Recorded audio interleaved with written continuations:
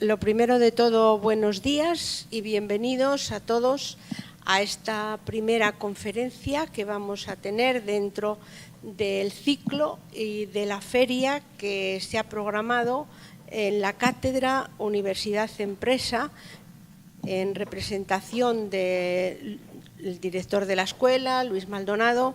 Pues estoy yo, para Raquel Puente, como su directora de alumnos, para darles la bienvenida a todos y para presentar a las conferenciantes que tenemos en este momento.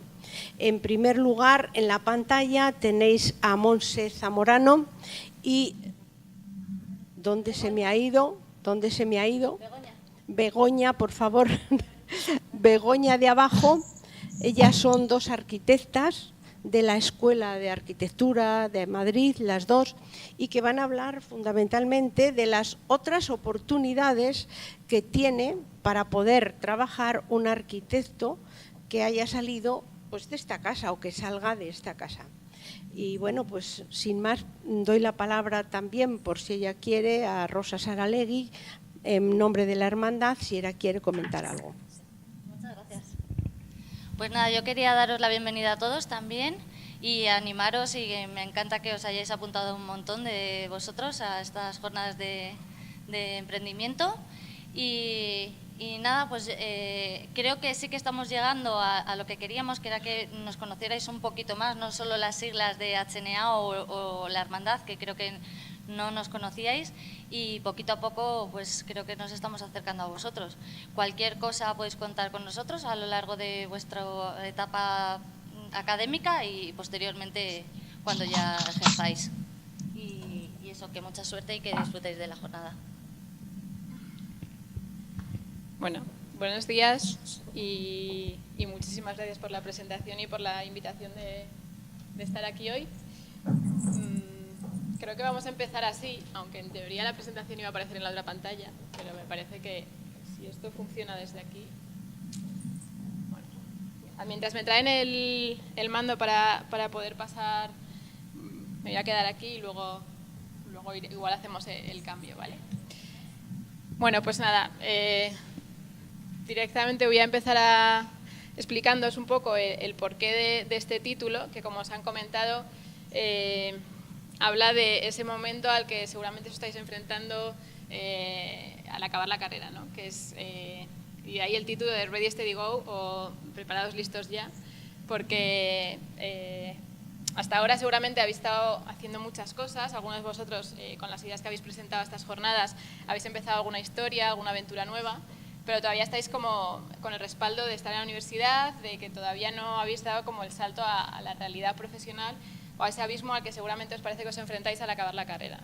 Entonces, de alguna manera, nos gustaría, por un lado, resaltar la oportunidad que os ofrece HNA de empezar a hacer realidad esas ideas que desde la carrera parece que todavía no son reales y que la verdad es que pueden empezar a serlo desde ya. Y intentar responder esas preguntas que seguramente os surjan sobre qué tengo que hacer para empezar, me tengo que registrar en algún sitio, qué cosas tengo que tener en cuenta si quiero empezar una empresa o si quiero desarrollar una idea. Y entendemos que aunque, como decía, habéis empezado alguna aventura, vuestra historia está todavía un poco con el lienzo en blanco, ¿no? Aunque habéis empezado ya una pequeña aventura con vuestras propuestas de empresa, vuestra historia está casi como un lienzo en blanco. Y con esta idea de historias, el subtítulo que le habíamos dado a la presentación son 1001 historias, porque creemos que las ideas que os vamos a transmitir hoy, en realidad, más que contaros conceptos teóricos, vais a entenderlas mucho mejor a partir de anécdotas de compañeros, en unos casos, o de otras empresas que seguramente reconoceréis, que reflejan mucho mejor la idea que os queremos transmitir. Y para ello nos vamos a presentar brevemente y os vamos a contar nuestra historia, porque realmente nosotras estábamos sentados donde estáis vosotros hace muy poquito tiempo. Tanto Monse como yo acabamos la carrera hace 4 o 5 años, yo terminé el fin de carrera a finales de 2011 y bueno, durante la carrera tuve la suerte de haber trabajado brevemente en algún estudio de arquitectura, tuve una beca Arquia gracias a la cual trabajé con Álvaro Siza durante 6 meses y luego a la vuelta, cuando empecé el fin de carrera, En paralelo empecé a trabajar en el estudio Foster & Partners, aquí en Madrid. Trabajé 2 años con ellos y a los 2 años me di cuenta de que no quería seguir trabajando en una empresa grande el resto de mi vida y que necesitaba un cambio. Y por lo cual pedí una beca Fulbright que me permitió irme a estudiar un máster a Estados Unidos. En ese máster conocí a mi actual socio, Carlos García, y trabajando con él ganamos un concurso desde allí que nos permitió volver a España a empezar una obra. Y este ha sido como el impulso que nos ha permitido empezar una historia nueva. De alguna manera, para mí, ese lienzo en blanco se me presentó cuando me fui a Estados Unidos y mi aventura o mi salto a emprender o a tener una empresa propia se produjo gracias a esa oportunidad, ¿no? El caso de Monse, que a ver si funciona bien el sonido y se presentará ella, os lo contará a continuación. Hola, ¿me oís? Sí. Una cosa, no puedo ver la pantalla, si podéis girarme, bueno, o la cámara, un poquito más a la izquierda. ¿Ahí? ¿Y lo puedes subir? Vale, perfecto. Vale. Bueno, pues yo en mi caso terminé la carrera en 2009 y me fui a Shanghái a trabajar de arquitecta en un estudio de arquitectura. Y a mí siempre me había gustado mucho la fotografía y de hecho había hecho alguna pequeña colaboración cuando estaba en Madrid, pero en Shanghái tuve la posibilidad de dar un salto profesional al ser contratada para documentar la evolución constructiva del pabellón de España. Una vez de vuelta en Madrid seguí trabajando como arquitecta, comencé el máster de proyectos de la escuela y seguí realizando fotos. Y fue después de terminar el máster que decidí dar el salto profesional y dedicarme exclusivamente a la fotografía de arquitectura. He fotografiado para arquitectos como Álvaro Siza, Lamela o Foster & Partners. Mis fotos han sido portadas de varias revistas de arquitecturas como Arquitectura Record y Arquitectura Viva. Y actualmente resido en Nueva York, donde realizo un máster en Integrated Marketing en NYU, con la idea de poder aprender técnicas y estrategias de comunicación, branding y marketing y en un futuro poder aplicarlo a la arquitectura. Bueno, como veis, tanto Monse como yo estuvimos en esta escuela y terminamos hace unos 4 años y hemos tomado caminos muy distintos. Y por eso, de alguna manera, cuando Nadia nos contactó para daros esta charla, pensamos que era una oportunidad también para nosotros para poner en conjunto unas cuantas ideas que a lo largo de esta experiencia nos hemos ido dando cuenta. En muchos casos nos hemos dado cuenta a base de errores. Seguramente, si alguno de vosotros habéis estado en alguna charla de este emprendimiento, de motivación personal, siempre os contarán la tónica general de que todos hemos aprendido a partir de los errores y que todos los éxitos casi siempre se justifican a partir de algún fracaso anterior que ha hecho dar el paso siguiente. Esto en parte es bastante cierto, es decir, que todo lo que estáis empezando ahora, a algunos os saldrá bien, a otros puede que la idea que presentáis ahora mismo no sea la definitiva, pero sin duda el proceso nos va a enseñar un montón de cosas que seguramente apliquéis en un futuro, de la misma manera que estas cosas que nos han ido surgiendo a nosotras en estos pocos años de experiencia y estos descubrimientos que hemos ido haciendo es lo que hemos intentado organizar en la charla de hoy para contaros todas estas ideas que ahora vais a ver.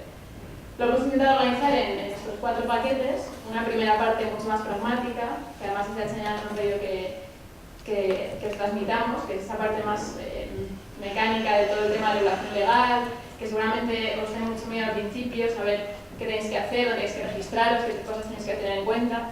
Una segunda parte y tercera que parecen más difusas al principio, pero que es de las cosas que nosotros nos hemos dado cuenta que son súper importantes y que quizá durante nuestra formación en la carrera no le dimos tanta importancia. También creo que quizá en vuestra formación actualmente quiero pensar que tenéis una formación más crítica y más consciente de lo que estamos hablando, de esa necesidad de autodefiniros y de entender qué es vuestro potencial.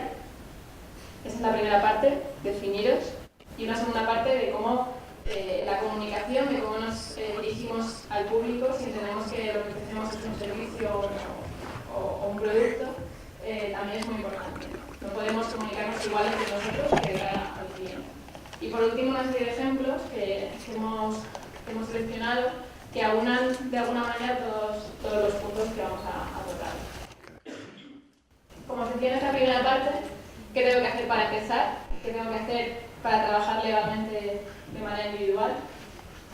Queremos empezar el tema, aunque es el más frío y como decía, más mecánico, contándoos anécdotas de gente que exactamente igual que vosotros y que nosotras ha terminado la carrera hace poco tiempo y han tomado caminos muy diferentes en los últimos 4 o 5 años. Voy a dar la palabra a Monse, que... Entonces, podemos empezar hablando, por ejemplo, de Patricia, que actualmente trabaja en Francia y que a menudo viaja a China para la construcción de unos nuevos hangares de Airbus. O hablaros de Antonio, que después de varios años trabajando en un estudio, ha decidido ponerse por su cuenta y al mismo tiempo ha comenzado a exponer su obra artística en galerías de arte. Carolina realizó un MBA y ahora es Project Manager en el Canal de Panamá. Sergio, al que siempre le encantó el arte, actualmente estudia un máster de gestión cultural en Nueva York. Noemí realiza tasaciones para una gran consultora. Andrea se ha especializado en diseño de productos y estrategias creativas. Judita, después de tener un niño, diseñó unas pegatinas para poder poner en su habitación para decorarla. Las publicó en internet y a la gente le gustó tanto que decidió abrir una tienda online de venta de pegatinas para habitaciones de niños. O Mariano, que tras trabajar varios años en un estudio en Alemania, ha decidido volverse a Madrid y abrir una propia startup. Bueno, como veis son 8 ejemplos, no los seleccionamos a aposta para que pasara lo que veis, que de esos 8, 4 son asalariados, es decir, trabajan para una empresa que les ha contratado, y los 4 son autónomos, trabajan por cuenta propia. Casi todos ellos no sabían cuando acababan la carrera qué es lo que querían hacer o qué es lo que iban a hacer, y casi todos ellos trabajaron durante unos años en estudios de arquitectura. Y sin embargo, como habéis visto, los caminos que han ido tomando con el tiempo son muy diferentes, y al final el que queremos hacer depende, o sea, el que tenemos que hacer depende mucho de qué es lo que queremos hacer, ¿no? Y saber en primer lugar si vamos a trabajar como asalariados o por cuenta propia. Si vamos a trabajar por cuenta propia, insisto que a mí me pasó que era como algo que me daba un poco de vértigo, todo eso que tengo que hacer, suena como cuántas cosas tengo que pagar, en qué sitios me tengo que registrar.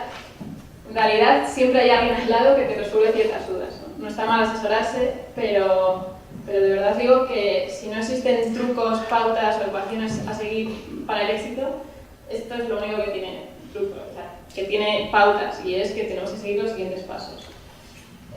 Por un lado, elegir la forma jurídica con la que vamos a trabajar. Si vamos a ser empresarios de manera individual, si vamos a formar sociedades, pues sonarán los nombres de colectivos, de colaboraciones puntuales. Una vez que decimos que vamos a trabajar por cuenta propia, tenemos que darnos de alta en el IAE, eso que sonará Hacienda, y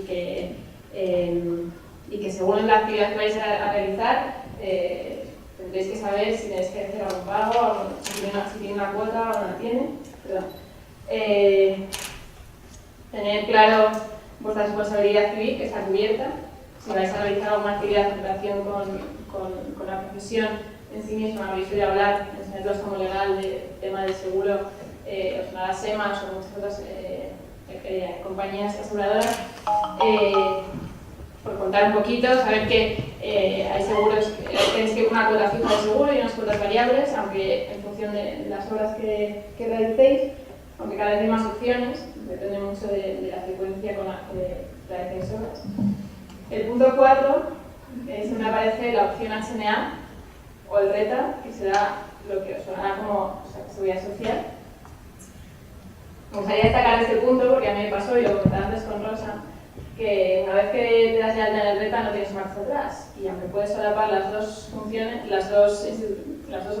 el RETA más HNA, una vez que te has dado de alta en el RETA no te dejan salirte y no puedes cambiarte, con lo cual sí que es un punto clave en el que tenéis que decidir si queréis una cosa u otra. Las diferencias creo que os van a facilitar un dossier en el que podéis ver todos esos puntos, y si tenéis cualquier duda me parece que Rosario o las demás compañeras que están aquí de HNA os lo podrán resolver. Perdón, bueno, como os decía, nunca está de más asesorarse, tener un asesoramiento fiscal sobre todos los impuestos que tenemos que pagar, el IRPF, el IVA. Insisto que una vez que empiezas es muy mecánico, y una vez se repetirá constantemente, ¿vale? Que no os asuste este punto, porque de verdad es el paso más sencillo. Y luego, si vais a realizar servicios asociados con la profesión y vais a avisar, etcétera, necesitaros de alta en un colegio, puede ser el COAM o la comunidad en la que vais a realizar vuestros trabajos. En el punto 4 que os comentaba, HNA ofrece un servicio que es el plan Inicia, que de nuevo no me voy a parar en todos los puntos y ventajas que puede tener, pero que os podéis asesorar y ver si os puede interesar en función de lo que queráis hacer. Y una vez que hemos, digamos, cumplido todas obligaciones legales de cara a emprender o a trabajar por cuenta propia, el paquete siguiente, que como decía al principio puede parecer más difuso o menos concreto, es uno de los más importantes y es la autodefinición. O de alguna manera, volviendo a esta idea de las historias, ¿qué historia quiero empezar? ¿No? Seguramente la definición que la sociedad tiene en general del trabajo del arquitecto queda reflejada en esta imagen, ¿no? En el dibujo que puede hacer un niño de una casa. Y la realidad es que la profesión cada vez está más alejada de esta definición, ¿no? Pero somos los primeros que tenemos que definir qué es lo que hacemos. Y quizá también a nosotros nos ha pasado que los americanos nos abrieron mucho los ojos al potencial que tiene ser conscientes de nuestro potencial, saber contar qué es lo que hacemos bien y no pensar que el hablar bien de nosotros nos tiene que dar vergüenza, sino todo lo contrario. Es decir, si nosotros queremos vender un producto, tenemos que ser los primeros que sepamos valorarlo y encontrar las cosas buenas, ¿no? A mí me hacía mucha gracia que los americanos te dicen que a ellos en las escuelas de arquitectura les enseñan to architecture y dicen que lo que realmente les enseñan es a vender lo que hacen, ¿no? Y es verdad que es muy importante porque no solo vale que sea muy bueno lo que haces, sino saber demostrar que es bueno y saber contar por qué es bueno, ¿no? Entonces, de esto se trata un poco lo que os venimos a contar, ¿no? Por un lado, identificar cuál es esa definición de lo que hacemos y por otro lado, cómo transmitirla. Bueno, hemos elegido 4 marcas que son bien conocidas por todos vosotros y seguro que la reconocéis y asociáis a ella una serie de valores, de ideas o de mensajes. Y queríamos preguntaros, ¿qué pensáis que pasa con la arquitectura? Pues sin dudarlo también somos capaces de asociar una serie de valores a una serie de empresas que se dedican a la arquitectura. Todos conoceréis el logo de Foster & Partners, quizás Lowtech no resulte tan familiar, pero es un estudio con base en Nueva York de arquitectos italianos que estudiaron en Columbia y que actualmente se les conoce sobre todo porque todas sus obras están realizadas con containers. Assembler es el estudio británico que acaba de recibir el Turner y Jean Prouvé es el arquitecto que representa como nadie los valores de la industrialización en la arquitectura. Son estudios que han sido capaces de ser más relevantes que el resto. Y esto no quiere decir mejor ni peor, tan solo relevantes. Y para ello han creado, en algunos casos de una manera deliberada y en otros ha surgido de una manera más natural, la sensación de marca. Una marca no es un logo ni una identidad visual. Al igual que Apple, Camper o Mao, estos estudios de arquitectura también tienen asociados una serie de valores que les diferencian del resto. Y justamente eso es branding, es una diferenciación deliberada, o como en inglés, branding is a deliberate differentiation. Y ahora vamos a explicaros brevemente cómo se define una marca. Hay múltiples maneras de definir una marca, muchos puntos de vista para tener en cuenta. Y lo que vamos a contar aquí hoy es un proceso muy simplificado, es un marco de trabajo sencillo para que entendáis la idea general. Lo hemos dividido en 4 partes. 2 internos, que hemos llamado de autodefinición, que consiste en buscar la razón de ser y los elementos diferenciadores, y 2 externos, de comunicación, en el que tenemos que entender con quién nos queremos comunicar y cómo vamos a comunicarnos con ellos. Empezamos por buscar nuestra razón de ser, la razón de ser de la empresa. Es un concepto, no sé, la definición, la definición de razón de ser es un concepto un poco difuso, pero pensamos que la mejor manera de explicarlo es viendo un vídeo de Simon Sinek en el que habla del tema y además os animamos a que veáis un texto completo que podéis ver en internet. Y nos funciona el vídeo. As it turns out, there's a pattern. As it turns out, all the great and inspiring leaders and organizations in the world, whether it's Apple or Martin Luther King or the Wright brothers, they all think, act, and communicate the exact same way. And it's the complete opposite to everyone else. All I did was codify it. And it's probably the world's simplest idea. I call it the golden circle.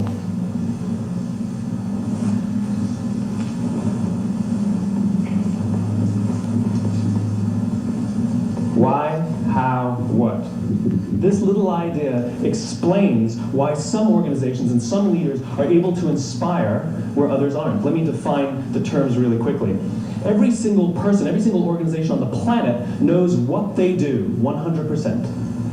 Some know how they do it, whether you call it your differentiating value proposition or your proprietary process or your USP. But very, very few people or organizations know why they do what they do. And by why, I don't mean to make a profit. That's a result. It's always a result. By why, I mean what's your purpose? What's your cause? What's your belief? Why does your organization exist? Why do you get out of bed in the morning? And why should anyone care? Well, as a result, the way we think, the way we act, the way we communicate is from the outside in. It's obvious. We go from the clearest thing to the fuzziest thing. But the inspired leaders and the inspired organizations, regardless of their size, regardless of their industry, all think, act, and communicate from the inside out. Let me give you an example. I use Apple because they're easy to understand and everybody gets it. If Apple were like everyone else, a marketing message from them might sound like this. We make great computers. They're beautifully designed, simple to use, and user-friendly. Want to buy one? Meh. And that's how most of us communicate. That's how most marketing is done, that's how most sales is done, and that's how most of us communicate interpersonally. We say what we do, we say how we're different or how we're better, and we expect some sort of behavior, a purchase, a vote, something like that. Here's our new law firm. We have the best lawyers with the biggest clients. We have, we always perform for our clients, do business with us. Here's our new car. It gets great gas mileage. It has, leather seats. Buy our car. But it's uninspiring. Here's how Apple actually communicates. Everything we do, we believe in challenging the status quo. We believe in thinking differently. The way we challenge the status quo is by making our products beautifully designed, simple to use, and user-friendly. We just happen to make great computers. Want to buy one? Totally different, right? You're ready to buy a computer from me. All I did was reverse the order of the information. What it proves to us is that people don't buy what you do, people buy why you do it. People don't buy what you do, they buy why you do it. This explains why every single person in this room is perfectly comfortable buying a computer from Apple. But we're also perfectly comfortable buying an MP3 player from Apple, or a phone from Apple, or a DVR from Apple. But as I said before, Apple's just a computer company. There's nothing that distinguishes them structurally from any of their competitors. Their competitors are all equally qualified. Bueno, como explica Sinek, Apple tiene muy claro cuál es su porqué y es capaz de comunicarlo correctamente. Por eso, aunque sea una empresa de ordenadores, Apple puede vendernos cualquier producto. De hecho, no solamente vende ordenadores, sino que también vende teléfonos, reproductores de música, ratones, teclados, y en todos sus productos la razón de ser es la misma. Think different. Si os preguntásemos, ¿y si Ferrari, que es una marca de coches, decide diseñar un hotel, cómo sería? Seguramente que más allá de usar su característico color rojo, tendría implícito la idea de fortaleza, pasión, perfección. Mau es la cerveza más conocida de Madrid. Sin embargo, es mucho más que eso. Está posicionada como una cerveza que valora el momento, la amistad, la tradición. Por eso, no nos extrañamos cuando realiza actividades culturales en Madrid o decide rehabilitar un edificio antiguo para hacer un espacio cultural. Algo parecido ocurre con Camper, que bajo la idea de Crafting Comfort ya ha extendido su negocio a la construcción de hoteles camper, con los principios del Mediterráneo, innovación, creatividad y comodidad. Y Camper ha quedado siendo una empresa de zapatos. Con la excepción de Apple, que ha hecho lo que es de las pocas empresas que ha convertido su razón de ser en su eslogan, cada razón de ser que hemos escrito en esta diapositiva lo hemos hecho a partir de nuestra intuición. Luego hemos hecho un ejercicio de buscar en sus páginas web la filosofía, sus valores, su historia, y hemos comprobado que efectivamente coinciden con esta intuición. La razón de ser es un concepto, una frase que captura el alma de la empresa. Y os animamos a pensar en una empresa que os guste, hacer el ejercicio de pensar cuál es su porqué y luego buscar en su web si habéis acertado. Ahora vamos a hablar de los elementos diferenciadores. ¿Qué diferencia a estas marcas del resto? Bueno, son beneficios funcionales o emocionales que tienen estos productos de una manera exclusiva y que son muy difíciles de imitar. En el caso de Apple es un diseño muy innovador, una interface muy sencilla, un sistema operativo muy estable. En el caso de Ferrari, es el uso continuo del color rojo y la idea de potencia y la potencia de sus motores. En el caso de Mau es una cerveza 100% de Madrid, que valora la tradición, la idea de la caña maestra. Y en el caso de Camper es la comodidad, los materiales ecológicos y la funcionalidad de sus productos. Ahora, seguramente me veis mejor la relación entre las marcas que os hemos presentado y el porqué, para entender lo que vamos a intentar leer ahora en los estudios de arquitectura, y es esa diferenciación frente al resto, ¿no? Entonces, como ha dicho Monse, esa diferenciación no es algo explícito en la marca, es decir, no es que Foster o Low-Tech o Assemble estén repitiéndonos todos los días y su logo sea continuamente las palabras de el porqué, sino que esa razón de ser es un sentimiento que se genera en nosotros, ¿no? A través de muchas cosas. Entonces, si intentamos hacer ese trabajo, ese ejercicio de identificar cuál es la razón de ser de Foster, pues a mí me viene a la cabeza siempre la idea de innovación, ¿no? De intentar innovar, de intentar descubrir o dar un paso más allá. Y de hecho, siempre reivindican que en el estudio tienen un laboratorio de investigación en el que pues intentan avanzar temas desde la escala material a la escala urbana en muchas direcciones, ¿no? O Low-Tech, que como decíamos, para los que no os conozcáis, es un estudio en Nueva York que se ha convertido en el estudio de los containers. Su filosofía desde un principio era reusar objetos en desuso y reubicarlos con otro uso, ¿no? Da la casualidad de que se dieron cuenta de que el container era uno de esos objetos que podían reusar y que reflejaba esa filosofía. O Assemble, que en muy poquito tiempo ha conseguido calar hondo por un mensaje muy claro que está presente en todas sus obras y que es la idea de involucrar en el diseño al usuario. Y hemos traído a Prouvé porque nos parecía que realmente lo que estamos contando no es algo súper contemporáneo que se haya ocurrido a alguien hace 10 años. Es algo que se ha hecho desde siempre, aunque a veces no de una manera tan súper consciente. De hecho, Prouvé seguramente no era consciente a lo mejor de que él estuviese creando una marca, sin embargo, sus intereses claros y específicos hacen que su trabajo se identifique con él, ¿no? A mí me ha pasado estar en el estudio y estar con un proyecto y decir, me encantaría esta sección tipo Prouvé. Pues ese sentimiento de identificar un trabajo con un arquitecto es un poco de esa idea de marca y de branding que estamos hablando, ¿no? Una vez que tenemos claro que tenemos definida la intuición de cuál es la razón de ser de ese estudio, entonces, ¿qué es lo que les hace diferentes? Pues junto con esa razón de ser, el resultado es que las obras de Foster hablan de tecnología y además ha llegado a convertirse en algo exclusivo, ¿no? Esto fue un debate cuando estábamos preparando la presentación, si esta idea de exclusividad podía considerarse una diferenciación, y nos parecía que sí que podía ser un ejemplo, porque realmente ahora mismo tener una obra de Foster casi es como algo exclusivo, no todo el mundo puede encargarle una obra quizás simplemente por el coste, pero se ha convertido en una diferenciación frente a otro estudio. O Low-Tech, que como os comentaba, en Nueva York cualquier persona que se quiera hacer una obra con containers llama a esos arquitectos. Que efectivamente igual no todo el mundo se está haciendo casas con containers, pero sí que es verdad que alguien que se ha hecho una casa con containers en Nueva York, tú lo ves y dices, seguro que es el Low-Tech, ¿no? Una anécdota, el Whitney les encargó una instalación y a mí me parece gracioso pensar que esa instalación que hicieron fue con containers, porque es su imagen, pero usaron el container perdiendo ya la característica estructural que tiene el container, porque lo cortaron en diagonal, ¿no? Sin embargo, sigue siendo su imagen, sigue siendo el container el que les identifica. O Assemble, que su diferenciación frente al resto es esa idea de participación ciudadana, pero además con un enfoque que ellos tienen muy claro, que es el enfoque pedagógico o la filosofía del aprender haciendo, ¿no? Y por último, Prouvé, que incluso Le Corbusier le definía como el arquitecto ingeniero, ¿no? Y su interés por entender la arquitectura como un objeto industrial más le diferenciaba frente al resto.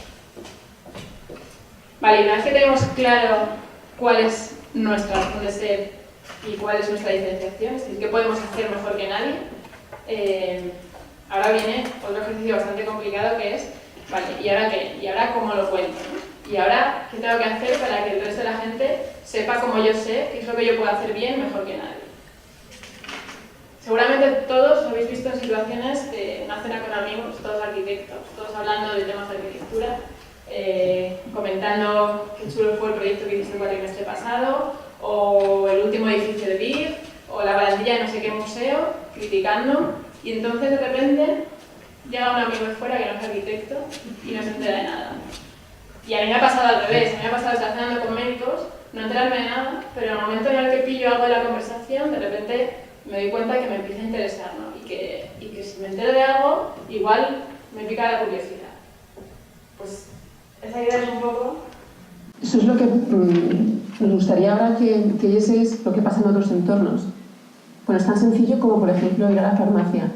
No esperamos que el farmacéutico nos hable de formulaciones químicas, ni procesos de decantado, ni nada similar, sino que nos explique de una manera clara los beneficios que nos dará el medicamento.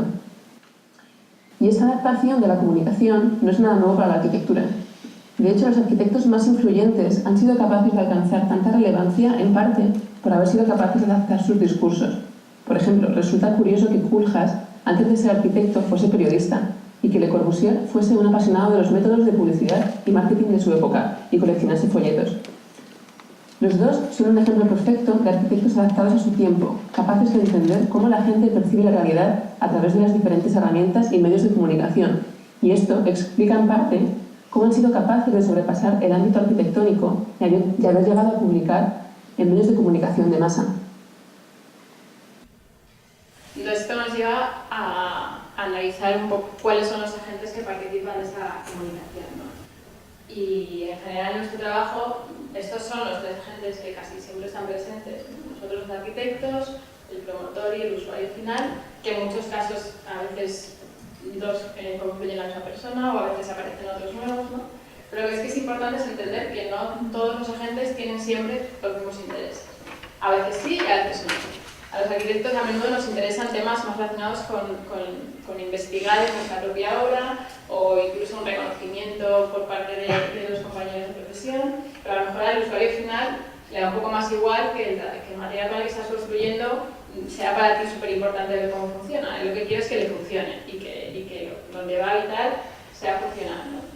Y al promotor, pues lo que le va a importar es que ese material a la hora de construirlo funcione bien y cuánto tiempo vas a tardar en construirlo, ¿no? Insisto que a veces sí que son comunes los intereses, pero lo que sí que es importante es saber identificar cuál es el interés de cada uno de los sectores en este proceso de comunicación. Y que es una comunicación siempre en todas las direcciones. Y una vez que sabemos cuál es la necesidad o cuál es el mensaje que queremos transmitir, ¿cómo lo transmitimos, ¿no? Porque entre nosotros, de alguna manera, sabemos todos o conocemos las revistas especializadas a través de las cuales entre arquitectos conocemos lo que hace el compañero de al lado, ¿no? O a través de investigaciones, de procesos de investigación, las tesis, son herramientas para comunicarnos entre nosotros, entre especialistas en la materia, o incluso un croquis. Pero seguramente me os haya pasado que cuando intentáis contar un proyecto a un amigo que no es arquitecto, lo primero que os dice es: a mí, déjame de historias y enséñame una imagen de esas que antes realistas, que es la única manera de enterarme, ¿no? Pues es que es así, es que el receptor del mensaje no va a entender tu croquis o tu diagrama que a ti te parece precioso, pero que él no va a entender el porqué de ese diagrama. Entonces, por eso hay que adaptar el mensaje y saber cómo comunicarlo.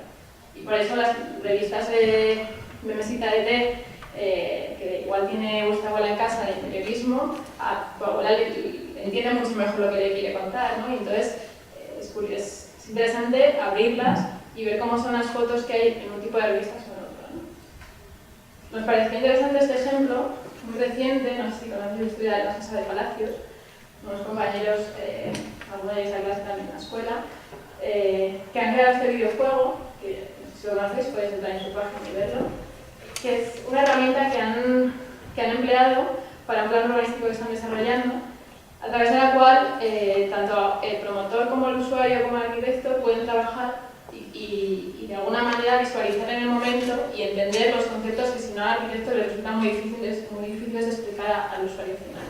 Entonces, en un proceso participativo, el videojuego permite hacer variaciones en el plan en cuanto a la tipología del edificio, la cantidad de zonas verdes, la densidad de ocupación y simplemente variando estos parámetros, ver y visualizar en el momento qué ocurre, ¿no? Entonces, es una herramienta que ellos han diseñado que está adaptada al receptor final, que es el usuario. Sin embargo, de nuevo, volvemos a insistir que no es algo súper nuevo o súper contemporáneo, que anteriormente también el arquitecto se ha visto en la necesidad de cómo comunicarse con el usuario, ¿no? Entonces, este juego nos parecía curioso, el California Model Architect Kit, que es un juego de construcción que se promocionaba de cara a que el arquitecto lo pudiese usar como herramienta para hablar con el cliente. Y entonces es casi como una maqueta, pero una maqueta desmontable, en la que el arquitecto puede transmitir su idea al usuario y el usuario puede responderle al arquitecto moviendo las piezas para explicarse y contar lo que quiere, ¿no? Un ejemplo de comunicación de arquitectura excelente es el caso de la revista Art and Craft y las Case Study Houses, y que es el responsable de la aceptación de la arquitectura moderna por gran parte de la sociedad. Entensa, que era periodista y apasionado de la arquitectura, afirmó que la gente no entendería la arquitectura moderna hasta que no la viese construida. Así que decidió construirla y publicarlo de la misma manera en la que muchas revistas generalistas de su época también vendían otra serie de productos. Y gracias a eso fue capaz de atraer muchísimo público a las Case Study Houses y de alguna manera aparecer en otros medios de comunicación para ser una arquitectura mucho más cercana de lo que había sido hasta entonces. Ahora vamos a pensar un poco en la importancia que tiene la imagen en todo este proceso de comunicación. Seguramente todos vosotros conoceréis las 3 redes sociales. Y si os enseñásemos diferentes fotos de perfil, ¿seríais capaces de decir en qué red social estaría esa foto? ¿O esta? ¿O esta? Estamos rodeados de imágenes en nuestro día a día. Sin darnos cuenta, hemos desarrollado un criterio para que a través de la luz, la pose o el encuadre, entender qué tipo de foto debemos usar en cada red social. Cada fotografía tiene un mensaje diferente, está adaptado a una audiencia y tiene una función distinta. Ahora la pregunta es, ¿y qué pasa con la arquitectura? Bueno, para responder a esta pregunta os vamos a contar la historia de Schulman y Stoller. Es una parte de la tesis que llevé a cabo cuando realicé el máster de proyectos en la escuela. Bueno, y antes de nada y de manera introductoria queremos presentaros la obra de los 2 fotógrafos a través de algunas de sus imágenes más conocidas. Seguro que la figura y obra de Schulman os resulta muy cercana porque está en muchísimas revistas y en muchísimas por la relevancia que tuvo. Y seguro que la obra de Stoller, aunque él en su nombre no suene, también os pueda resultar fotografías conocidas. Los dos son los máximos representantes de la fotografía de arquitectura del siglo XX y tienen bastantes cosas en común, como haber trabajado en la misma época y a menudo para los mismos arquitectos. Sin embargo, el resultado de su trabajo es muy diferente y en eso consistió mi tesis, en encontrar los elementos característicos que les definen. Si comparamos las fotografías suyas desde el punto de vista de la composición, por cierto, que las fotografías de Schulman están a la izquierda y las de Stoller a la derecha. Bueno, como decía, si comparamos las fotografías desde el punto de vista de la composición y sintetizamos sus formas, podemos ver cómo las fotografías de Schulman están repletas de líneas inclinadas y planos irregulares. Eso se traduce de una manera inconsciente en una sensación de movimiento, inestabilidad y dinamismo. Sin embargo, la obra de Stoller está compuesta a base de planos regulares y líneas horizontales, que llevan implícitas la sensación de estabilidad, equilibrio y reposo. Si hacemos un análisis similar, teniendo en cuenta sus perspectivas, la obra de Schulman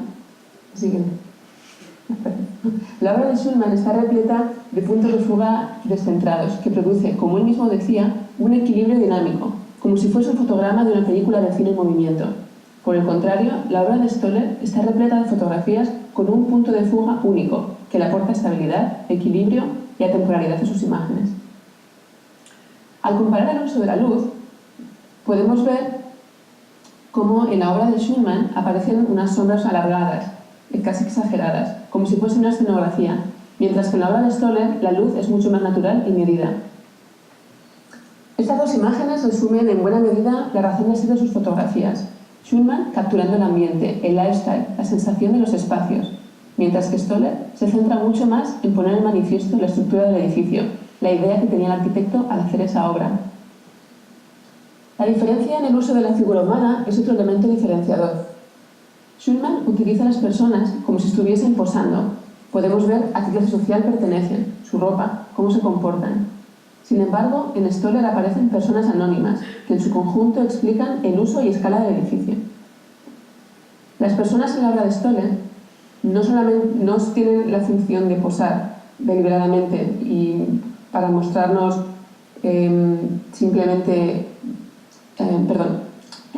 las personas en la obra de Stoller dan a la escala a los espacios. Si en esta imagen no apareciese la persona, como habéis visto, perderíamos la escala del espacio. Como conclusión, la obra de Schulman retrata el estilo de vida y el ambiente de su época, usando composiciones, encuadres y perspectivas casi cinematográficas, con un lenguaje visual que es muy cercano y reconocible por gran parte del público y la sociedad. Por eso, se le puede considerar un humanizador de la arquitectura moderna. Por el contrario, la obra de Stoller pretende explicar la estructura y el espacio, la idea arquitectónica del arquitecto, usando una fotografía más abstracta y atemporal. Su obra es muy reconocida entre arquitectos y es responsable de establecer los cánones en la arquitectura moderna. ¿Y qué pasa en la actualidad? Bueno, los medios han cambiado y las cámaras son mucho más fáciles de usar. Sin embargo, la idea detrás de estas dos maneras de acercarse a la fotografía, si fijase más en el lifestyle o en la estructura, esos valores siguen siendo lo mismo. Hemos buscado una selección de fotógrafos actuales muy diversos entre sí. Por ejemplo, empezamos con Isao Suzuki, que es desde hace años el fotógrafo oficial del croquis. O Hélène Binet, que siempre impregna sus fotografías con una gran abstracción y son fotografías siempre en blanco y negro. Hiroshi Sugimoto, que quiere transmitir la fuerza de las estructuras de la arquitectura moderna a pesar del desenfoque de sus fotos. O Iwan Ban, que tiene una fotografía caracterizada por la idea de fotoperiodismo y fotografía de arquitectura combinada. Si vemos los cuatro en su conjunto, me gustaría preguntaros unas preguntas que no voy a decir la respuesta, pero me gustaría que pensaseis en cuál sería la respuesta, o al menos para vosotros. ¿Cuál de estos fotógrafos pone de manifiesto la estructura del edificio? ¿Y la habilidad y el uso de los espacios? ¿Quién busca la abstracción y tiene un discurso más teórico? Y ahora, enlazando con la primera fase, volvemos a recordaros que la importancia del mensaje y del medio y de las formas en las que nos comunicamos, de alguna manera responden a lo que os contábamos al principio, ¿no? ¿Qué queremos contar? ¿Cuál es nuestra historia? Entonces, esto quizás es una apreciación personal, pero es cierto que hasta ahora, como todas las revistas, estamos acostumbrados a querer mostrar como la imagen final del edificio, ¿no? Y nos hemos dado cuenta que realmente cuando la gente entiende el proceso, lo valora todavía más. Entonces, es una cuestión también de decir, bueno, igual tenemos que repensar cómo contamos las cosas para ponerlas en valor.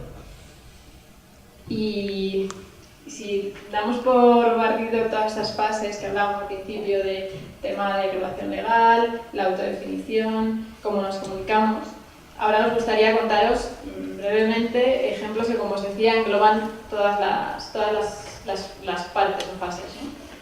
Y queríamos empezar con una historia que a vosotros seguramente os resulte muy cercana, y es cómo elaborar un portfolio. A mí me pasó que cuando empecé a hacer mi primer portfolio tenía una obsesión por ver absolutamente todos los trabajos que había hecho en la carrera. Incluso el ejercicio de primero de 2 semanas, que bueno, igual me avergonzaba un poco, pero es que era un trabajo más y había que meterlo, ¿no? Entonces yo os pregunto si pondríais vuestro primer trabajo de proyectos 1 lo meteríais. Y parece que la pregunta ya me implica una respuesta negativa, es decir, no, ¿cómo lo voy a meter? Pues yo diría que depende. Que depende porque igual si ese ejercicio, por algún motivo, tiene algo interesante que respalda vuestra postura, que respalda lo que queréis contar, yo os animaría a que lo dibujaseis bien y lo metieseis en el portfolio. Y en cambio, un proyecto que habéis hecho en cuarto, que no cuenta nada lo que queréis transmitir, por muy bonito que os haya quedado, igual no tiene tanto sentido contarlo. Entonces, el ejemplo que os he traído, el portfolio de María Lozano, que es una compañera del máster, lo he cogido porque de alguna manera creo que refleja ese por qué, el qué, el a quién y el cómo, ¿no? Entonces, El portfolio de María iba dirigido a una empresa, a un tipo de empresa en particular, porque ella quería, o su razón de el tipo de trabajo que ella buscaba era un estudio en el que hiciesen trabajos de pequeña escala, casi interiorismo, incluso diseño gráfico, porque se dio cuenta que eso era lo que ella de verdad quería. Entonces, ¿qué podía ofrecer de diferente frente a cualquier otro candidato? Pues que ella había trabajado en diferentes escalas, pero realmente la que mejor se le daba era la pequeña escala. Y entonces en su portfolio mostraba diferentes apartados, contando los proyectos en función de la escala, mostrando de alguna manera más intencionadamente y con más detalle sus trabajos de pequeña escala. Como iba dirigido a estudios que hacían ese tipo de trabajo y diseño gráfico, se cubrió mucho el diseño gráfico del portfolio. Y por último, como veis, el formato final que eligió pues no deja de ser un cuadernito, pero en el que trabaja con distintos tipos de papel, con distintos tipos de tamaño, recalcando esa idea de la estructura del libro en función de la escala. O es otro ejemplo, que es otro portfolio, en el que la persona quiere mostrar cómo es capaz de desarrollar el proyecto de principio a fin. Entonces es un libro montado por libritos, en el que empieza a contar la escala grande de la propuesta o del proyecto que está escribiendo, y a medida que se adentra en los libros más pequeños que hay dentro, empieza a contar el detalle. Como veis, son ejemplos de portfolios muy intencionados, que tienen claro un por qué lo hacen de esa manera, un a quién van dirigidos, un cómo, y que algo les diferencia de cualquier otro candidato, ¿no? Porque son intencionados. Y de alguna manera, por comparar tres portfolios distintos, que insisto, no es que sean mejores o peores, simplemente sí que son intencionados, ¿no? El de Cierra del Todo es el portfolio de Dora, una estudiante griega, que quería entrar a trabajar en el estudio de Sumi. Y entonces, no sé si lo apreciáis en la imagen, pero su portfolio tiene un poco la estética de los Manhattan Transcripts de Sumi. Y la estructura de su índice es realmente como una narración. Los capítulos son partes como de una historia, que de alguna manera tiene algo que ver con el tipo de trabajo que se realiza en el estudio que quería entrar. La estructura del índice de María Lozano muestra lo que os contaba. Está estructurado por escalas. Escala pequeña, mediana, grande. Y en cambio el de Pedro Cámara, que es un arquitecto brasileño, él quería trabajar en una gran empresa, entonces muestra sus trabajos por fase, por trabajo profesional, concursos, trabajo académico, mostrando de esta manera que había estado en distintas fases de proyecto y que tenía capacidad para trabajar en una empresa grande en la que le metiesen en la fase que le metiesen el proyecto y iba a ser capaz de desarrollar. Bueno, y pasando de un ejemplo que seguramente es cercano para vosotros, quería pasar por este ejemplo, muy cercano para mí, que es el proyecto que os contaba al principio, que hemos estado desarrollando desde el estudio, que es la obra del Centro Cultural en Cantabria, pero que os quiero contar no tanto el proyecto del edificio, sino un proyecto de comunicación que hemos llevado en paralelo y que creo que habla un poco de todos estos temas, ¿no? Y es que nos parecía muy importante, paralelo a la construcción del centro, facilitar que los futuros usuarios entendiesen el porqué de este edificio y de alguna manera se apropiasen de él antes de que estuviese terminado.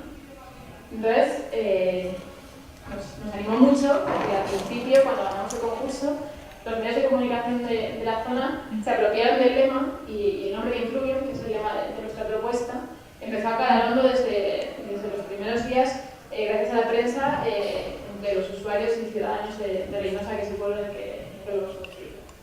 Así que nosotros aprovechamos la oportunidad de que ya nos estaban ayudando y recalcamos esa idea de la identidad del centro con su nombre, creando el logo, de manera que usamos tanto el logo como el nombre de manera reiterada en todo aquello que hacíamos en relación al edificio. Insisto que no es solo de cara a que nos pudiéramos dar a conocer en el pueblo, que también, sino que queríamos transmitir esta idea de acercamiento al ciudadano, porque para nosotros es parte de nuestra filosofía y nuestra razón de ser. Nos parece interesante, por un lado, porque el proyecto en sí creemos que puede ser pedagógico y porque va a tener mayor aceptación el edificio cuando los usuarios entiendan el porqué de por qué es así, ¿no? Para crear comunidad y para conseguir esto que os cuento, realizamos varios talleres. Entre otros, hicimos una maqueta a escala 1:10 del edificio con los niños del pueblo, que fue un éxito, porque realmente comprobamos que los niños entendían casi mejor que los adultos ese porqué del edificio y cómo funcionaba. El ejemplo es, como veis, la imagen de la izquierda son las instrucciones que les dimos a los niños para montar la maqueta y la derecha son unos planos de montaje de obra. Y ellos entendieron muy bien cómo era el edificio, y entonces cuando luego hicimos una visita desde fuera de las obras para contarle a la gente del pueblo cómo era, en qué fase estábamos y por qué lo estábamos haciendo de esta manera, los chavales explicaban a los padres lo que habían construido y veían la relación directa de la maqueta con la obra. Los medios de comunicación nos siguieron apoyando en esta intención de alguna manera de transmitir la idea y de hacer partícipe al pueblo de las obras, ¿no? Un poco luchar contra esta cosa de que las obras tienen una valla ciega en la que no puedes ver lo que pasa y siempre tienes que mirar por el agujerito, ¿no? Porque te pica la curiosidad, pero nadie te deja ver qué está pasando ahí. Entendieron también los medios de comunicación esta importancia o este interés de los ciudadanos de saber cómo iban las obras y crearon una plataforma en la que han ido documentando todas las fases de la obra. Y nosotros hicimos lo mismo. Desde el principio documentamos todas las visitas de obra con 2 imágenes, una foto general y una serie de fotos de detalle, junto con una palabra que acompañaba estas series de fotos que explicaba qué parte era la que estábamos desarrollando en cada momento de la obra. Las fuimos colgando y documentando tanto en nuestra página web como en Facebook, en las distintas redes sociales. Y este es otro trabajo que forma parte un poco de la misma serie y que todavía estamos desarrollando porque será parte de un vídeo final que hagamos cuando terminemos el edificio, en el que, como decía, insisto, nos interesa no solo mostrar el resultado final, sino las fases. Y entonces hemos ido grabando pequeños trocitos de vídeo de gente usando el edificio durante la obra, realizando actividades que realmente tendrán lugar en ella cuando esté terminada. Bueno, hemos pensado que sería también muy interesante mostraros ejemplos de empresas o de proyectos que no están relacionados con la arquitectura, pero que actualmente están haciendo un gran trabajo en cuanto a su branding. Y queremos empezar con Everlane, que es una empresa online de ropa fundada en Estados Unidos en el 2010 y que quiere llevar a cabo, quiere llevar a cabo la idea de transparencia en todo el proceso de comercialización de su ropa, empezando por el diseño, manufactura, distribución. Para ello, en su web, por ejemplo, nos muestra en un mapa dónde se llevan a cabo cada parte de este proceso. Por cierto, que la manufactura de cuero se realiza en Ubrique y de esta manera hemos podido conocer que la empresa que fundó Antonio en 1968 tiene actualmente 14 trabajadores. Y además, si miráis más en la página, podéis ver fotografías de los trabajadores, cómo trabajan, cómo hacen su labor. Y es una manera de explicar el origen muy cercana y muy transparente. Sin embargo, esta idea de mostrar el origen en todas las partes del proceso no es algo que haga Everlane de una manera exclusiva. Lo que les diferencia del resto es que llevan la idea de transparencia a sus últimas consecuencias. Por ejemplo, a la hora de comprar en rebajas nos dan varias opciones. Nos ofrecen pagar el dinero exacto que ellos pagaron por manufactura, transporte y distribución, o pagar un poquito más y que esa parte del beneficio vaya también a los trabajadores directos de Everlane, o incluso pagar un poco más para que la empresa pueda seguir invirtiendo y expandiéndose. Dependerá de nosotros el precio que queramos pagar en rebaja. Con este proceso, con este pequeño juego, es capaz de involucrar al consumidor de una manera mucho más emocional, además de hacer su marca mucho más creíble y sincera. Bueno, el ejemplo de Things os puede resultar un poco más chocante. También fue creada en Nueva York en el 2014 y se trata de una empresa de ropa interior que tiene una parte absorbente para los días de regla. Una vez usada, la braga se lava y está lista para volver a usar. Bueno, la verdad es que hay que reconocer que yo la primera vez que oí sobre estas bragas me sorprendió que existiese un producto así. Sin embargo, después de conocer su razón de ser, todo cambió. Primero, porque por cada par de bragas que se compran, se donan 3 pares de compresas lavables para chicas en Bangladesh, donde la falta de medios hace que las chicas dejen de ir al colegio una semana cada mes. Segundo, porque quieren romper los tabúes que aún existen en torno a la menstruación en nuestra sociedad y las injusticias a las que aún está sometida la mujer en su día a día. A través de su ropa interior, quieren que las mujeres se sientan más seguras de sí mismas. Y esta razón de ser, o misión, lo demuestran a través de cómo se comporta su marca. Por ejemplo, recientemente han sacado un modelo especial de bragas, que en este caso serían calzoncillos, para personas transgénero. Y gracias a él, personas como Sawyer que nació mujer y ahora está esperando un cambio de sexo, puede vivir su menstruación de una manera mucho más natural para alguien que ya se considera hombre. Y como prueba de su éxito, para los que todavía no me creáis, la revista Time les ha nombrado uno de los mejores inventos de 2015. El último ejemplo se llama 100 días sin miedo, 100 Days Without Fears, y lo ha llevado a cabo Michelle Paulet, una chica que había vivido toda su vida con miedo. Tenía miedo de ir a un museo sola, coger un taxi, tocar un perro. En verdad pueden parecer desde fuera que son miedos sin sentido, pero para ella eran hándicaps que no le dejaban vivir su vida con total libertad y plenitud. Así que decidió enfrentarse a ello y asumió que durante 100 días se enfrentaría a un miedo diferente, lo grabaría con su GoPro y lo colgaría en internet. Y el resultado fue espectacular.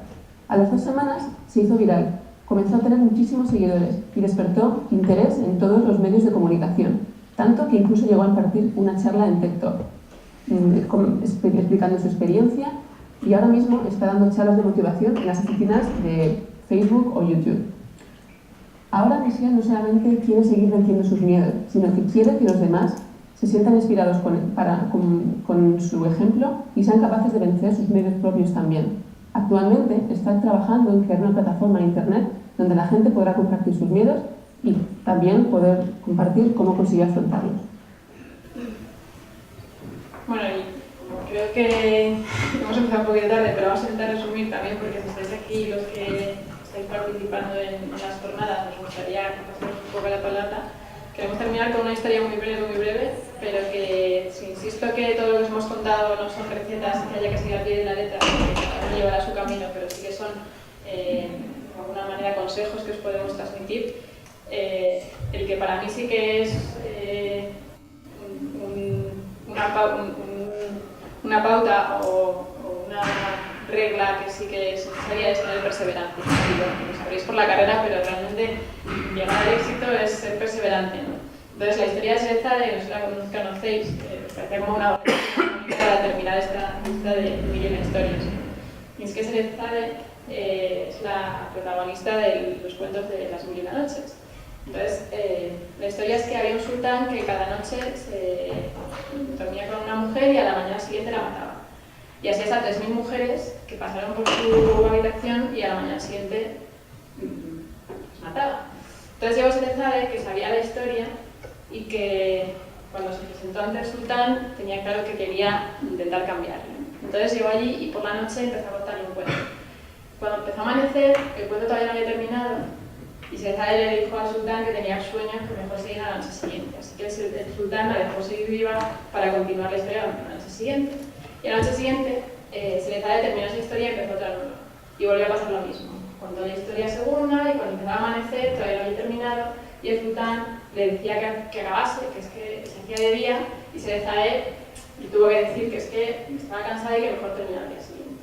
Y al día siguiente, otra vez. Y así, un día tras otro, durante 1001 noches, hasta que consiguió Sherezade, gracias a esa perseverancia, hacer que el sultán la indultase y la dejase vivir.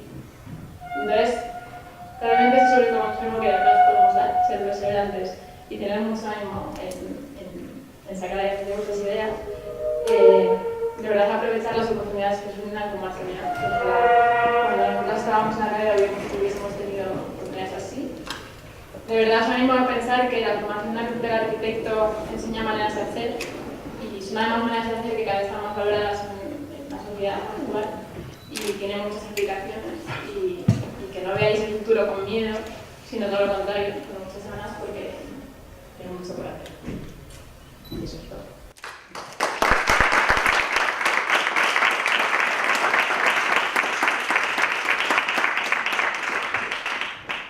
Y no sé cómo vamos el tiempo, pero sí que me gustaría, si queréis hacer alguna pregunta, no sé si alguien tiene alguna duda.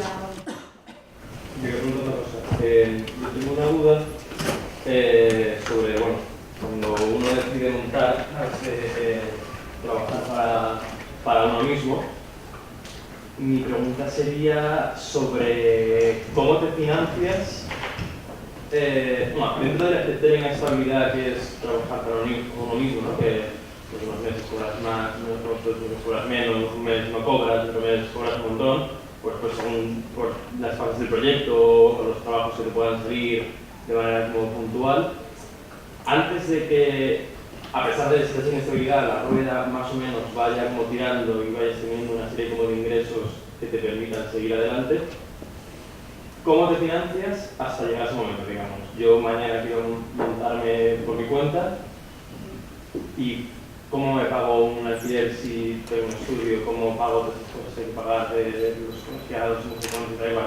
Entonces, opción A, tiro de mis padres, amigos, que me puedan empezar el dinero sin comisiones. O B, tiro de un banco y hago un préstamo, pero que ya es como una opción que cada vez es menos como estable y la gente está un poco como que los bancos no dan muchos préstamos, ¿no? O C, tengo unos ahorros y pues es un pequeño colchón económico que me permite, digamos, tengo X ahorros y me va a permitir trabajar X tiempo sin ganar nada, digamos, puedo estar un año sin ganar un duro o un año buscando, digamos, trabajando con lo mismo hasta que consiga ingresar dinero, ¿no? Entonces, esos ahorros los puedes tener, o si no los tienes, que trabajas para alguien y vas ahorrando hasta que dices, venga, ya puedo pegar el salto a curarme por mi cuenta porque tengo un colchón que me permite pegar ese salto.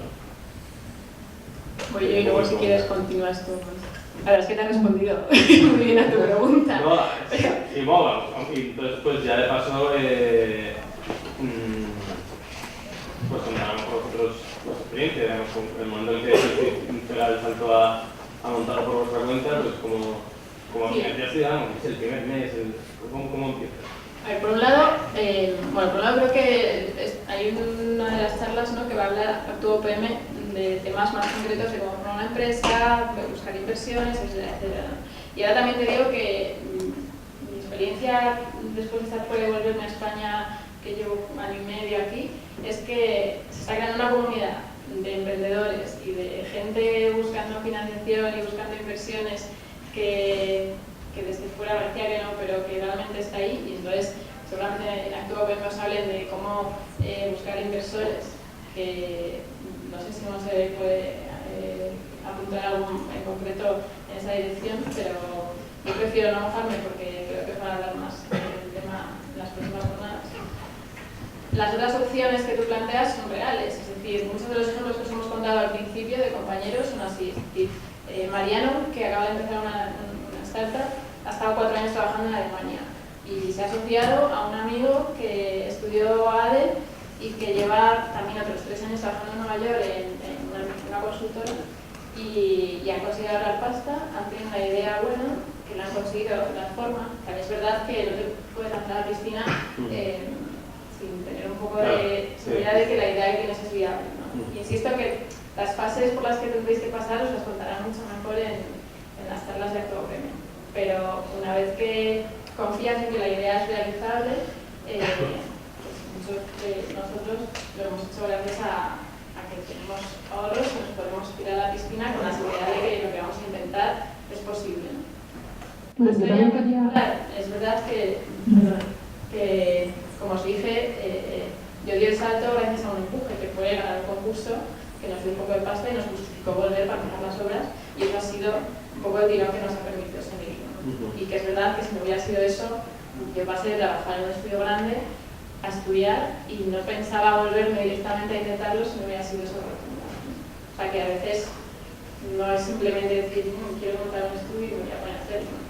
Y entonces nosotros estamos pensando continuamente en la marcha, pero sí es verdad que hubo un ingreso gordo de dinero al principio que nos permitió intentarlo.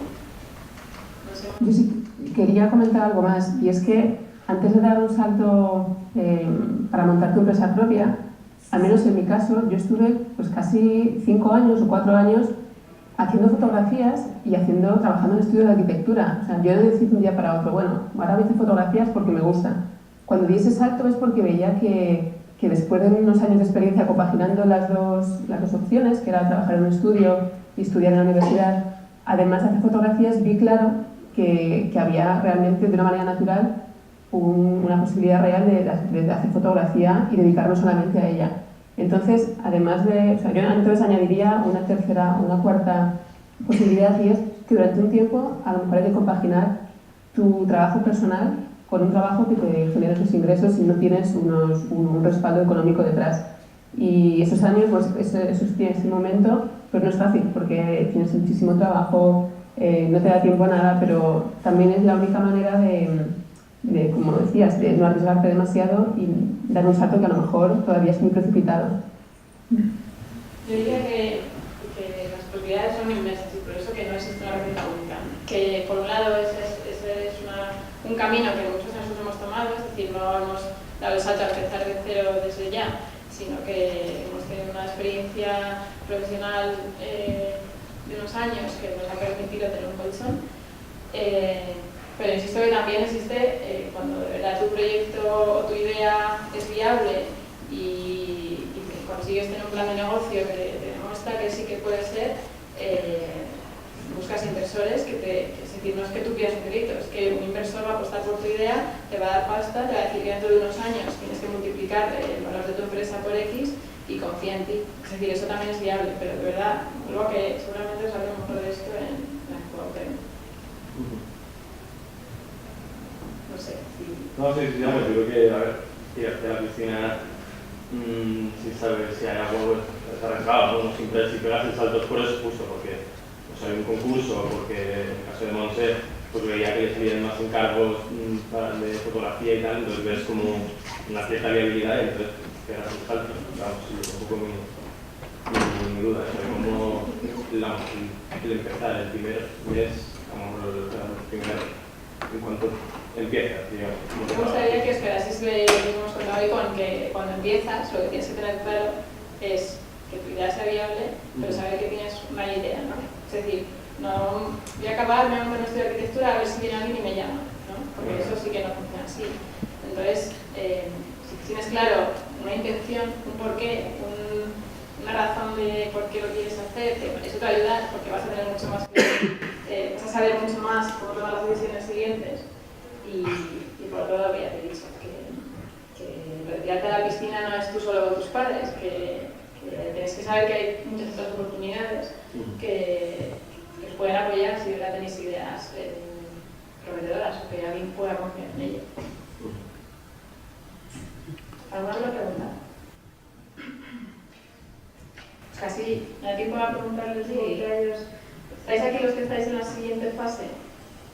¿Alguno que se atreva a decir que tiene claro en su propuesta de empresa o que ya tiene una empresa montada cuál es su porqué y su diferenciación frente al resto? Alguien que se anime. Esa es otra diferencia de los americanos, es que están tan seguros de sí mismos que nunca se cortan cuando alguien les pregunta. Y que es una pena que sois mucho mejores que muchos de ellos y de verdad estoy segura de que tenéis ideas detrás que tenéis que de verdad confiar en lo que podéis decir, si es que estoy segura que lo sabéis. Aunque no estoy 100% seguro, pero solamente dar la opinión, no pasa absolutamente nada. Y es verdad que al principio cuesta, porque como en España o en nuestra cultura estamos tan acostumbrados o a que estás súper seguro o no digas lo que piensas. Pero es justamente al decir esos pensamientos vagos es cuando salen a lo mejor las mejores ideas, porque no es no sé, es una cosa que es verdad que tenemos que cambiar en España.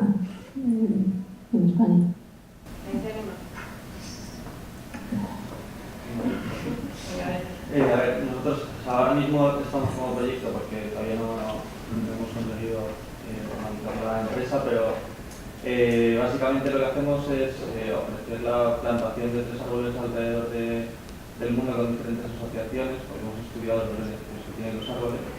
Entonces, en la venta de nuestros productos se plantan 3 árboles como a nombre de esa persona que compre el producto. Y bueno, estamos ahora haciendo, sobre todo nos estamos centrando ahora en prendas de punto y textil. Entonces, ¿por qué es? Para el plantar, o sea, el conseguir también un poco reforzar el mundo, un poco conciencia medioambiental y generar esos beneficios que nos pueden dar los árboles que hemos estudiado, que es como una manera muy sencilla de llevar a muchos sitios y que luego, por ejemplo, hemos estado viendo en asociaciones que plantan árboles en fincas de granjeros que tienen pocos recursos, entonces eso hace que el suelo frene la erosión, frene la desertificación, da agua, da frutos, da cosas para los animales, da sombra. Ese es un proyecto. Es casi un resultado y es más realmente lo que estás haciendo como objeto, que estás, dices, planto árboles. Bueno, a lo mejor Apple vende ordenadores, pero su razón de ser la tienes medio, o sea, sí parece que se entiende, pero debería ser lo primero que digas, en plan, no sé, tendría que pensarlo y hablar un poco más, pero sería algo así como...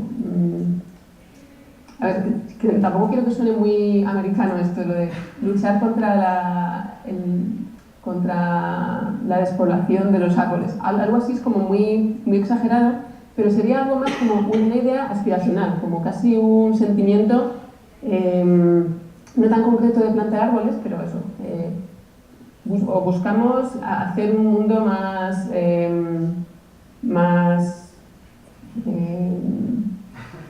es que claro, cuesta, o sea, no es una cosa directa. Y luego sí que dirías, y para ello plantamos árboles y hacemos unas donaciones, tal, y eso ya serían como las cosas que te diferencian. Pero la razón de ser, seguro que si lo piensas con un poco más de calma, es como algo más, como un sentimiento de querer ayudar a la gente o a la sociedad, pero al mismo tiempo tiene que ser concreto de tu proyecto, porque todo el mundo quiere ayudar a la sociedad y todo el mundo quiere ayudar al mundo y que no sea y la deforestación. Pero algo habrá en tu proyecto que ese porqué sea más exclusivo vuestro. Pero no es fácil encontrarlo, ¿eh? O sea, y podéis simplificarlo de una manera tan clara, no es fácil, pero bueno, sí que lo tenéis ahí, más o menos, ya a puntito. ¿Alguien más? En el caso de una empresa tradicional, por decirlo así, en el que te encuentras con un trabajador más y se te ocurre una idea que puede ser un tipo de emprender de esa manera, pero no tienes lo que viene siendo el colchón, como hablaba este compañero. O sea, no conozco ninguna historia de ese tipo, pero ¿existe o cabe la posibilidad de algún tipo de proyección dentro de lo que es una propia empresa tradicional para poder crear una especie de algo dentro de esa empresa que sea de emprendedor? Es una pregunta un poco extraña, pero... Hay empresas que tienen una filosofía un poco más de apoyar al trabajador que otras. O sea, hay empresas que apoyan más al trabajador que otras. Hay empresas que tú estás trabajando en ella y te pagan un máster o un MBA porque quieren que tu perfil sea más dirigido al emprendimiento, y hay otras en las que no te permiten que salgas de tu casilla, ¿no? Es una pregunta un poco demasiado amplia, porque sí que existen empresas que no sé si que depende, bueno, como decías luego, de la cultura de la propia empresa. Hay empresas que aunque sean pequeñas pueden innovar mucho y otras empresas que aunque sean muy grandes no innovan nada. Por ejemplo, Camper era una empresa familiar hasta hace 30 años, en el que decidieron pensar, bueno, ¿cómo podemos hacer algo diferente? Y se dieron cuenta que tenían la posibilidad de hacer pues un zapato de calidad, en el que podían hacerlo de manera casi artesanal, pero decidieron hacerlo, tuvieron la visión de hacerlo de una manera más comercial. Entonces innovaron a pesar de ser una empresa pequeña. Pero claro, es que cada empresa es un mundo y nunca se sabe. Por ejemplo, empresas gigantes como puede ser las grandes eléctricas americanas, solamente por su propia estructura tan jerarquizada es muy complicado innovar. Entonces ahora lo que están haciendo es están haciendo pequeñas partnerships o pequeñas alianzas con empresas muy pequeñas que son todo innovación. Entonces uno aporta la innovación y el otro aporta la maquinaria y los no me sale la palabra, resources. Pero es que hay cosas que ahora no, los medios, ¿no? Entonces, bueno, eso por ejemplo es un término medio en el que un pequeño estudio, unas pequeñas empresas que innovan muchísimo, no tienen los recursos y utilizan las grandes para poder innovar, y al revés, las grandes son conscientes que les cuesta innovar porque tienen una jerarquía una toma de decisiones que lleva mucho tiempo, entonces hacen este partnership. Entonces, depende de la cultura. A mí esto me hace pensar, comentar que es verdad que ahora pasa durante la carrera que cuando hacéis trabajo en grupo es muy importante estar ahí juntas, y con esto pasa un poco lo mismo, es decir, que hay que tener un poco de ojo y con inquiete juntas a la hora de emprender. Y entonces pues es importante saber a quién le cuentas tu idea. Y esto me hacía pensar que hace poco hablaba con un amigo informático que trabaja en una startup en Nueva York, que me contaba que ahora había mucho inversor en España, pero como que no está la cultura tan normalizada, estaba mucha gente emprendiendo y las condiciones que los inversores les ponían eran desorbitadas, y cuando él desde fuera veía las condiciones que presentaban, me decía, es que a un americano le dices que el inversor se va a quedar con el 50% de tu empresa y le da la espalda, y en cambio, es decir, que de verdad no es el primero que viene y te da un poco de dinero, me voy a apuntar a él, o sea que es una cosa compleja. Puedo decir que los de ActuoPM sabrán mejor de todo esto. Y por contar así otra anécdota, y volviendo un poco a lo que me comentabas, otra historia de otro compañero, que no sé si suena a CartoDB, que es una startup que ha empezado hace no mucho.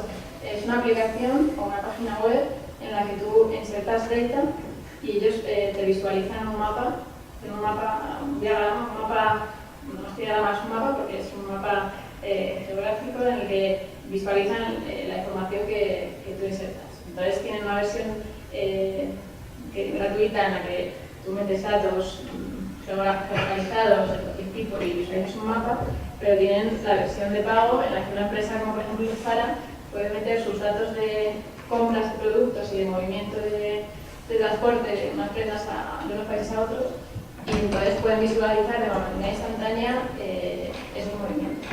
Entonces fue una startup montada por un español, a partir de muy poco fue su idea, y hace nada, estas navidades, un inversor se la ha comprado, es una barbaridad de millones de euros, que es que igual os digo 30 millones de euros y me quedo corta, y a lo mejor un paso, no lo sé, pero se ha ido a Nueva York con la condición de que en 3 años tiene que multiplicar por 10 ese valor que le han dado. Es decir, que es una idea que alguien ha creído en ella y ha puesto dinero para hacerla. Y ahora la condición que tiene este chico es que todo el mundo le da la enhorabuena, y la persona que me contaba el tema me decía, es que cuando le van a dar la enhorabuena, le tiran un poco las piernas, porque claro, pues sabía que en 3 años tiene que multiplicar por 10, pero a la vez le da la oportunidad de hacerlo.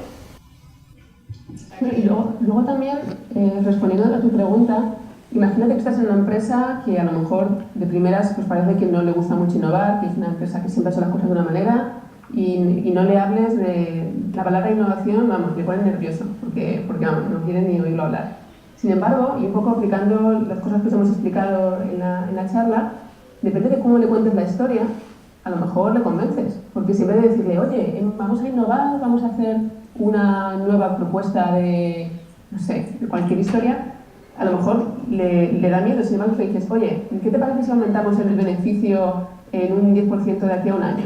Entonces ya es una manera de poder llamarle la atención y dices, pues sí. Y tú al final de ese proceso estarás innovando, pero tú a él le cuentas solamente la parte que él quiere oír y la parte que él necesita oír, porque tampoco él tiene la culpa de no querer innovar, o sea, es su manera de ser, pero sí que sabe que quiere ganar más dinero, ¿no? Entonces, si tú le dices, mira, me ha ocurrido una idea que a lo mejor vamos a aumentar el 10%, tal, entonces ya todo cambia. Pero si tú a una persona que a lo mejor lleva 80 años haciendo una cosa, vamos a innovar, y dice, mira, a mí déjame de innovaciones, que yo estoy muy tranquilo así. Entonces, depende de cómo cuentes la historia y a quién se la cuentes y qué le cuentes, pues también a lo mejor puedes innovar de una manera como un poco...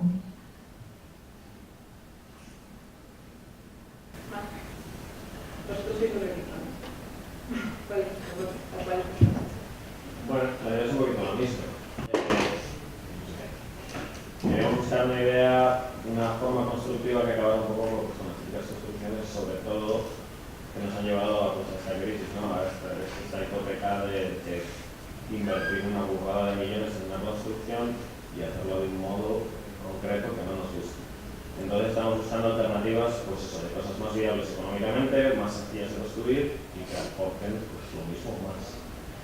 Ahora mismo, hoy por hoy queremos construir una arquitectura pensada, que es bueno porque mi socio Víctor hizo la asignatura, de modo sabemos hacerlo y creemos que podemos hacerlo. A largo plazo la idea sería incluir más modos de construcción de ese estilo, ¿no?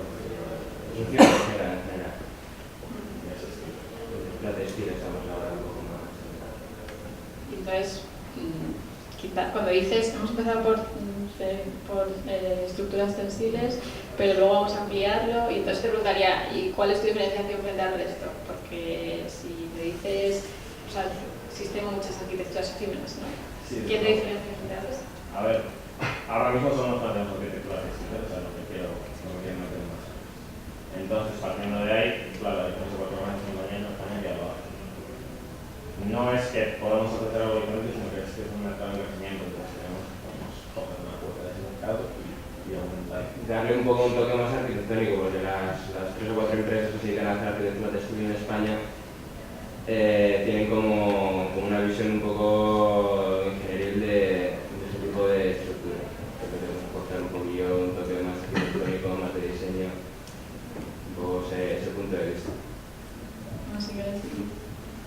Pues cuando he oído la idea de arquitectura textil, me he acordado que el año pasado en una revista de estas de lifestyle, típicas así, que son como muy gordas y que tienen muchísima publicidad, había un artículo sobre campings de lujo que se van a poner de aquí a un tiempo de moda, o al menos la sensación que yo tengo, porque ahora mismo la tendencia global en cuanto a la cultura es como se ha vuelto a la naturaleza, el contacto con la naturaleza, y de aquí a unos años la gente no querrá ir a lo mejor a un hotel de 5 estrellas, pero sí querrá irse en mitad de la naturaleza a tener un contacto más directo con la naturaleza, por ejemplo. Entonces, ahí sí que hay una oportunidad de negocio o una oportunidad de poder ser diferenciados del resto, porque cuando antes decías que no podéis diferenciar del resto, siempre se puede diferenciar, siempre hay una manera de hacer cosas diferentes.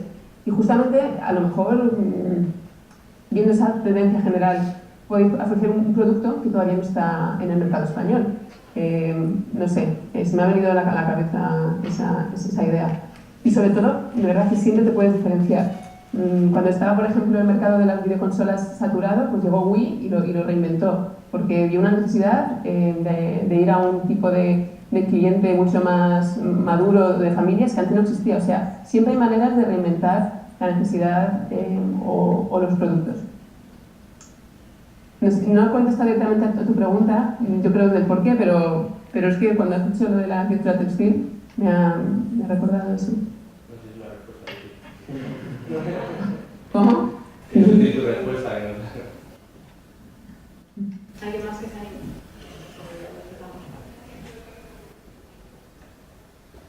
Ahí vas. Unos poquitos. Si estuviese lleno a mí me daría más vergüenza decir algo, pero estamos así como en familia, ¿no? Mañana tienen que exponer, así que yo creo que sería un buen ejercicio ahora. No es como la que no le viene. Pues a ver, de verdad, Vale, gracias.